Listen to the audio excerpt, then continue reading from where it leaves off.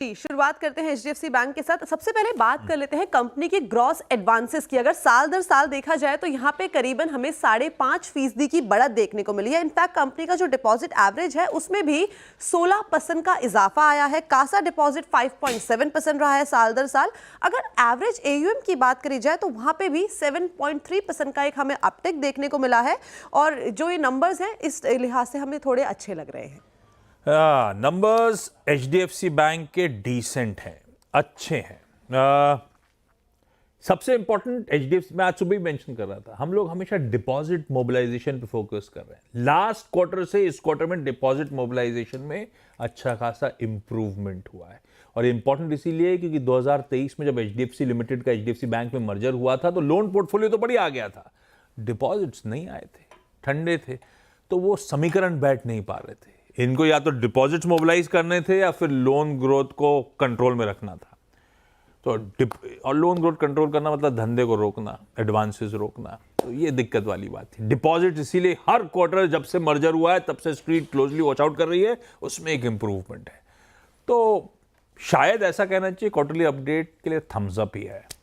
पर शिल्पा जी बताएंगी ये चार्ट्स समीकरण बैठ कैसे रहे। कल निफ्टी बैंक तो इन ग्रीन में था, कई सारे कॉन्स्टिट्यूएंट्स इन ग्रीन में थे, ये पस्त पड़ा हुआ था। शिल्पा जी कैसा लग रहा है एचडीएफसी बैंक? जी बिल्कुल Ashish ji, HDFC bank 1820 zones पे एक रेजिस्टेंस है, वहां पे हम लोग पुट अनवाइंडिंग भी देख रहे हैं। तो जब तक 1820 क्रॉस नहीं होता है तो हम लोग अग्रेसिव अपसाइड टारगेट नहीं दे सकते। यहाँ पे सपोर्ट की बात करेंगे तो 1760 तक एक सपोर्ट है। अगर ये यहाँ पे अगर आज के गैप डाउन में आपको थोड़े गिरावट में मिले तो 760 की स्टॉप लॉस से आप लॉन्ग जा सकते हैं। पहला टारगेट 1820 होना चाहिए, इसके ऊपर सस्टेन होता है तो अपसाइड टारगेट 1860 भी आ सकता है। रखिए एचडीएफसी बैंक को इस क्वार्टरली अपडेट के बाद अपने रडार पे। दूसरा इंपॉर्टेंट क्वार्टरली अपडेट आया था बजाज फाइनेंस का, तो एक बैंक का, एक इंपॉर्टेंट एनबीएफसी का। कंचन कैसे लगे बजाज फाइनेंस के अपडेट्स? जी 31 मार्च 2025 तक की बात करी जाए तो कंपनी ने कस्टमर फ्रेंचाइजी जो है इस टाइम पे 10 करोड़ हो गई है। यानी कि अगर हम Q4 देखें तो कंपनी ने 47 लाख नए कस्टमर्स को यहाँ पे जोड़ा है। अगर न्यू लोन बुक देखी जाए तो वो 36% की हमें यहाँ पे जंप देखने को मिली है। एयूएम में भी 26% का इजाफा आया है। यानी कि Q4 की अकेले बात करी जाए तो एम आके खड़ा हो गया है 18,700 करोड़ पे। और एज ऑफ मार्च 31 तक 2025 का जो डिपॉजिट बुक है उसमें भी 19% का इजाफा देखने को मिला है। 71,400 करोड़ पे इनका डिपॉजिट बुक है। ओके, इसके साथ निगलिंग वरीज, कल सीएमजी सेवाज ने रिपोर्ट करा था, एक एडमिनिस्ट्रेटिव वार्निंग, फटकार रिजर्व बैंक ऑफ इंडिया इनके रेगुलेटर की तरफ से, वो इंपॉर्टेंट है, इसलिए स्टॉक सल्क भी कर रहा था कल की ट्रेडिंग सेशन में। अपडेट्स ठीक ठाक हैं, साल दर साल अच्छा मोबिलाइजेशन नजर आएगा, सीक्वेंशली कुछ आंकड़े पस्त हैं, तो देखते हैं ये बिहेव कैसा करेगा। बजाज फाइनेंस, सतपुते साहब एक बार चार्ट्स पे देख लें, क्या मूड है, कैसा स्टैक्ड अप नजर आता है? आशीष जी देखिए, अगर आप बजाज फाइनेंस का चार्ट देखें तो पिछले 2-3 दिनों में ये हल्का हुआ है और अपनी इंपॉर्टेंट लेवल पे है, लेकिन अभी तक उसने रिटेस्ट नहीं किया। तो ये जो 50 डीएमआई है ये बनता है करीबन 8,350 से लेकर 8,400 के ट्रेजेक्टरी में। तो देखिए, मुझे लगता है प्रोबेबली एक डिप मिलेगा और ये 50 डीएमआई टेस्ट करने के बाद ये जो करेक्शन शुरू हुआ है करीबन 9,200 से, कहीं ना कहीं थमेगा। अगर ये लेवल मिलता है तो डेफिनेटली यहाँ पे कॉन्ट्रा लॉन्ग होगा, लेकिन फिलहाल के लिए ट्रेंड थोड़ा वीक ही है। ट्रेंड वीक है, पर अपडेट ब्रोकरेजेस को कैसे लगे? श्रेया, क्या अपडेट है इस पर? बिल्कुल, देखिए बजाज फाइनेंस जैसा कि आपने मेंशन किया, कल हालांकि गिरकर क्लोज हुआ है 1.5% की गिरावट के साथ, और आरबीआई की तरफ से फटकार पड़ी, कस्टमर सिक्योरिटी लेके कंसर्न जताए गए इस पर्टिकुलर काउंटर पर। लेकिन जेफरीज को Q4 अपडेट अच्छे लगे हैं, बाय की कॉल आ गई है, 9,250 रुपये प्रति शेयर का टारगेट प्राइस रख दिया है। यानी कि लास्ट ट्रेडिंग प्राइस से आप कंपेयर करें तो लगभग 8% का अपसाइड पोटेंशियल इस पर्टिकुलर काउंटर में, यानी कि बजाज फाइनेंस में जेफरीज को नजर आता है। Q4 अपडेट अच्छा है, जैसे कंचन ने भी मेंशन किया, उसके मुताबिक एयू में 26% की मजबूती देखने को मिल सकती है साल दर साल, जो कि एस्टिमेशन से यानी कि अनुमान के मुताबिक ही रहे। कस्टमर बेस और न्यू लोन बुकिंग में भी हमें इजाफा देखने को मिल सकता है। साथ ही एसेट क्वालिटी की बात करें तो वहाँ पर भी इम्प्रूवमेंट संभव है। साथ ही आप देखिए रेवेन्यू में भी एक मजबूती एक्सपेक्टेड है, इसलिए बजाज फाइनेंस आपका रडार पर। ओके, बजाज फाइनेंस फंडामेंटली तो अपडेट अच्छे ही लग रहे हैं, देखते हैं चार्ट्स के समीकरण जो सतपुते से कह रहे हैं उसके बाद आज बिहेव कैसे करता है। बैंक्स की बात छिड़ गई, फाइनेंशियल्स की बात छिड़ गई, तो कुछ ब्रोकरेजेस पीएसयू बैंक्स के अपडेट्स के साथ आई हैं।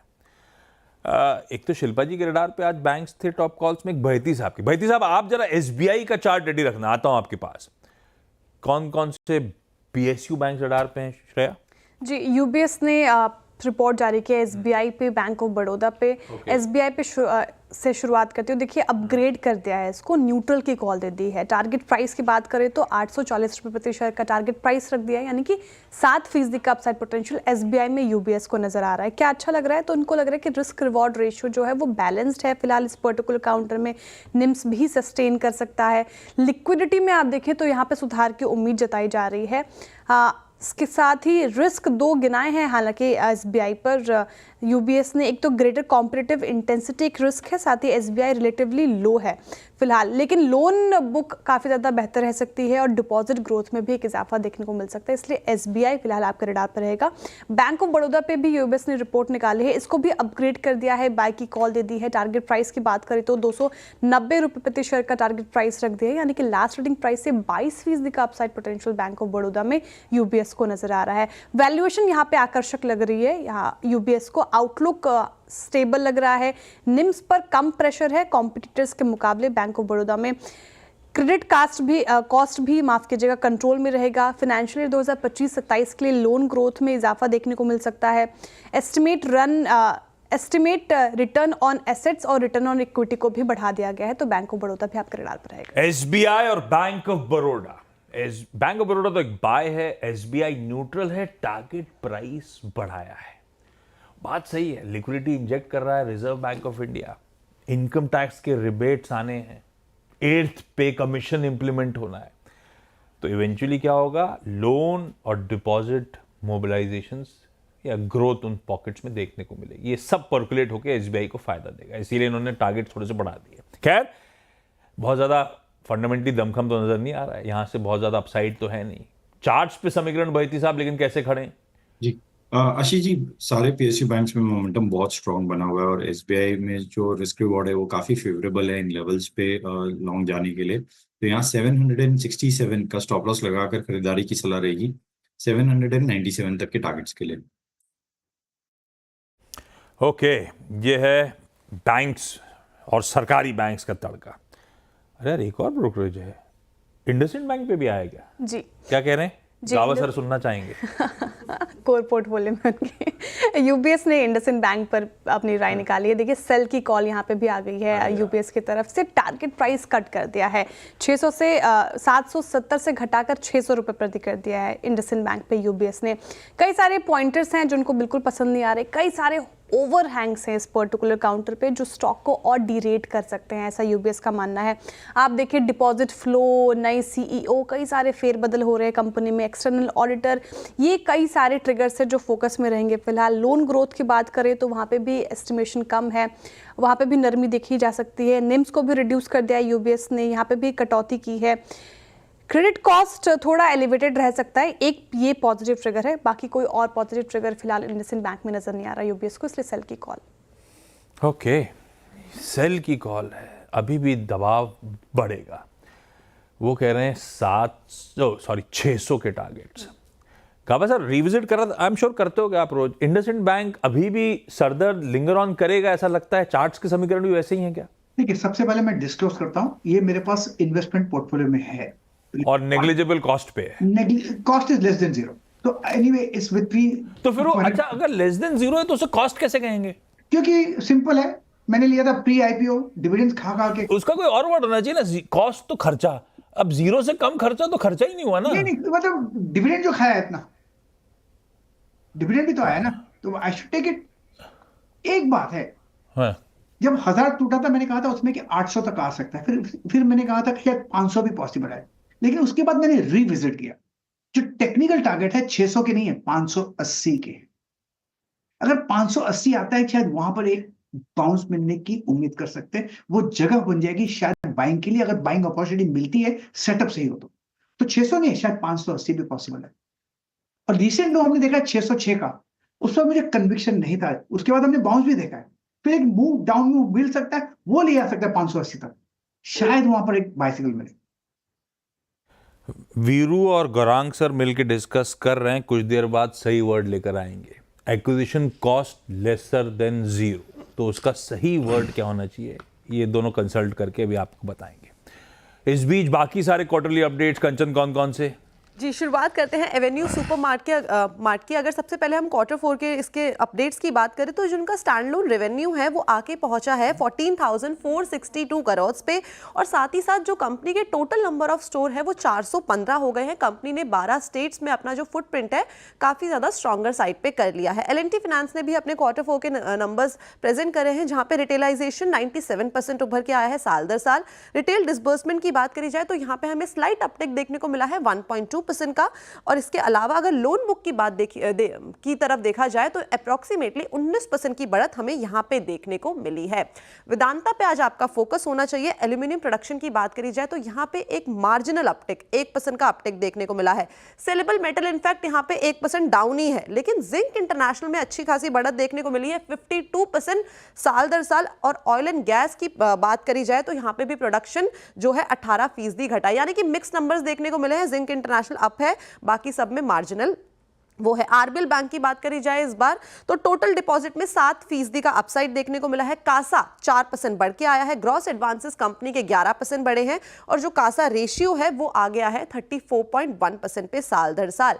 बंधन बैंक रडार पे लोन और एडवांसेस में 10.5% की बढ़त देखने को मिली है। इनफैक्ट जो टोटल डिपॉजिट है कंपनी के वो भी 12% तक उभरते हुए नजर आए हैं। बल्क डिपॉजिट में 14% का अपसाइड देखने को मिला है, लेकिन जो कासा डिपॉजिट है वहां पे हमें 5.5% की गिरावट देखने को मिली है। इसके साथ अगर आप देखें तो आईएक्स का भी बिजनेस अपडेट आ गया है, जहां पे ट्रेडेड इलेक्ट्रिसिटी वॉल्यूम में हमें 18% का अपसाइड देखने को मिला है। यही नहीं बल्कि अगर हम बात करें टोटल फिस्कल ईयर 25 की तो वहां पे भी एक अच्छा खासा जंप आया है। मार्केट क्लियरिंग प्राइस हालांकि यहाँ पे हमें एक 15% का डाउनसाइड देखने को मिला है, और जो एवरेज मार्केट डैम है उसका जो प्राइस इस बार दिया गया है वो है 4.47 पर यूनिट का, due to the increased supply. बहुत सारे क्वार्टरली अपडेट्स, तस्वीर आपके सामने है। देखते हैं अब अगले हफ्ते से क्वार्टरली रिजल्ट्स की शुरुआत। श्रेया, कोई इंपॉर्टेंट ब्रोकरेज रह गई? जी, एवेन्यू सुपरमार्ट पे मॉर्गन स्टैनली ने रिपोर्ट निकाली है। कल भी इन ग्रीन ही बंद हुआ है एवेन्यू सुपरमार्ट। आप देखें जिस तरीके से Q4 अपडेट कंचन ने बताए, वहाँ पे स्टैंडअलोन Q4 रेवेन्यू वहाँ पे बढ़ोतरी देखने को मिल सकती है 16.7%। इनफैक्ट आप स्टोर्स की बात करें तो वहाँ पे इजाफा देखने को मिल ही रहा है, और Q4 में 28 नए स्टोर्स जोड़े हैं, एक साल में 50 नए स्टोर्स जोड़ लिए हैं। सेम स्टोर सेल ग्रोथ की भी बात करें तो वहाँ पे भी 8 से 9% की ग्रोथ संभव है। लेकिन मॉर्गन स्टैनली ने इतने पॉजिटिव पॉइंट्स के बाद भी सेल की कॉल दी है। अंडरवेट है वो, टारगेट प्राइस भी काफी नीचे का कर दिया 3,260 रुपए प्रति शेयर का। ओके, ये है एवेन्यू सुपरमार्ट, खैर बीच में चल भी गया है। और जो अच्छी रेवेन्यू ग्रोथ दिख रही है उसमें ध्यान रखिएगा सेम स्टोर सेल्स ग्रोथ शायद फीकी नजर आए, क्योंकि खूब सारे नए स्टोर्स ऐड कर दिए इस क्वार्टर में। आगे डिस्कस करेंगे स्टॉक को। कंचन, को इंपॉर्टेंट स्टॉक सी न्यूज जी आज जी मजगांव डॉक को आज आपको नजरों में रखना है, बिकॉज आज नॉन रिटेल के लिए कंपनी का जो है OFS खुलने वाला है। सरकार OFS के जरिए अप्रोक्सीमेटली 4.83% का जो हिस्सेदारी है उसको बेचने वाली है। अगर फ्लोर प्राइस की बात करी जाए तो वो है 2,525 रुपीज पर शेयर।